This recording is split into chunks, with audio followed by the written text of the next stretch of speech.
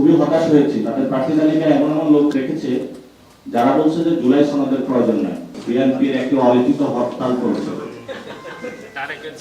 আজকে শুনলাম নাকি একজনের মনোনয়ন বাতিল করা হয়েছে।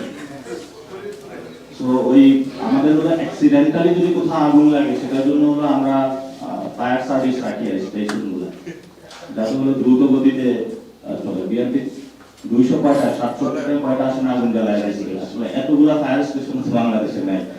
খুব এটা দেশের কি হয় এটা আমরা বুঝি না। তো এটা এই জন্য আমরা আমাদেরকে বারবার বলেছিলাম যে রিফর্মের যে টিকিট আছে এটা যদি বিএনপিকে দেওয়া যেত তাহলে এই ধরনের পরিস্থিতি তাদের পড়তে হইতো না। এবং আমরা খুবই হতাশ হয়েছি। তাদের প্রার্থী তালিকায় এমন এমন লোক রেখেছে যারা বলছে যে জুলাই সনদের প্রয়োজন নাই।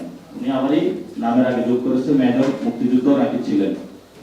উনি আসলে মুক্তিযুদ্ধ করেছেন, কিন্তু মুক্তিযুদ্ধের যে সাম্য মানবিক মর্যাদা এবং ন্যায় বিচার মনে মগজে ধারণ করতে পারেন নাই। এর মধ্যে আমরা আরো দেখতে পেলাম কি কিছু ব্যবসায়ী গিয়েছেন, সেখানে টাকা দিয়ে তারা হলো অলরেডি মহড়া শুরু করেছেন।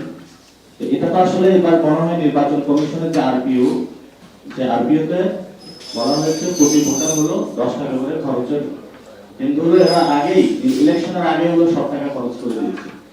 ইলেকশনের দিন মনে হয় 25 লাখ টাকা খরচ করবে, এটা হলো ম্যাক্সিমাম জায়গাটা।